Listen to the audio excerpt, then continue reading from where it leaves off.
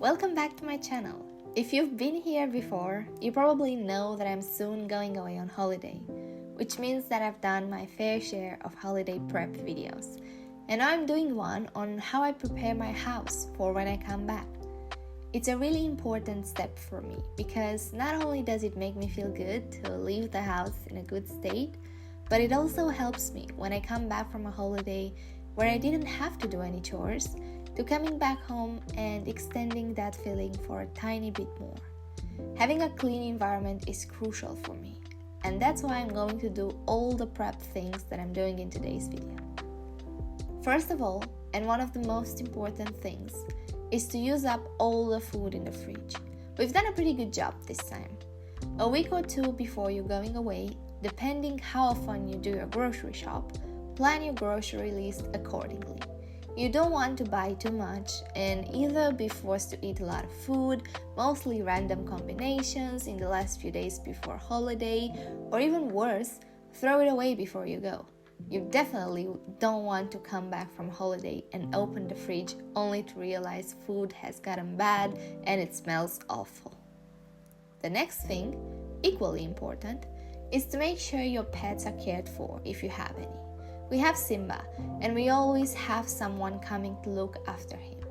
Just because he's a cat doesn't mean he can live by himself for a whole week.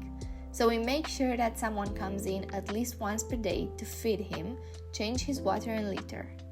I know that for dogs, animal hotels might be easier, but for cats it is recommended that they remain in their sort of usual environment and not get moved somewhere else. I make sure to charge all my devices, external batteries, phones, cameras, GoPros, whatever you're going to be taking with you. And since we talk about electronics, I also empty my phone or camera to make sure that I have plenty of space to take new pictures from wherever I'm going. Also, download any apps that you're going to be needing on your holiday. Any local taxi company, Google Translate, or anything else you might find useful once you arrive. Particular countries use particular apps, so make sure you do your research before. Get cash. No matter if the place where you're going is supposedly really cool about using cards everywhere, I would still suggest taking some cash with you. You never know when you might want something and not be able to get it because you don't have that €5 note or a coin, so get a mix of different notes. Check subscriptions and deliveries and make sure nothing arrives while you're gone. Or if they do, make sure you ask a neighbor if they can collect any parcels or mail. You can also leave a spare key with someone just in case of emergency and ask them to watch over your house. Set out your out-of-office notification for work. Holidays are about disconnecting and recharging, so you want to make sure that you do that completely and don't hear anything from your workplace while you're gone. Make sure you have your boarding passes ready and any other tickets that you'll need there. I have a page on my Notion where I add all the tickets that we'll be needing, along with booking and boarding passes, just so I don't have to panic and scroll through the endless emails I have just to get to what I actually need on the spot. Do a little tidy and clean of everything. Hoover and mop if necessary, so that when you come back, you don't have any chores you need to do other than unpacking. Water your plants and garden right before you leave. You don't want your plants to die, so make sure you give them a good watering right before you go, so it will last for longer.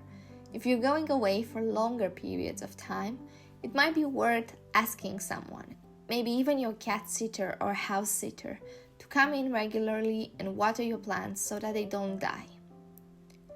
Adjust your thermostat. Luckily now it's summer, so our thermostat is off, but if you're going away during colder months, don't waste money by letting the heating on. Don't turn it off completely, but just make sure it is a nice, comfortable temperature without it being too high. Unplug everything that is not essential. Wi-Fi, coffee machine, our projector, chargers, and stuff like that. I know the chances of an accident happening are not very high, but might as well do this extra bit.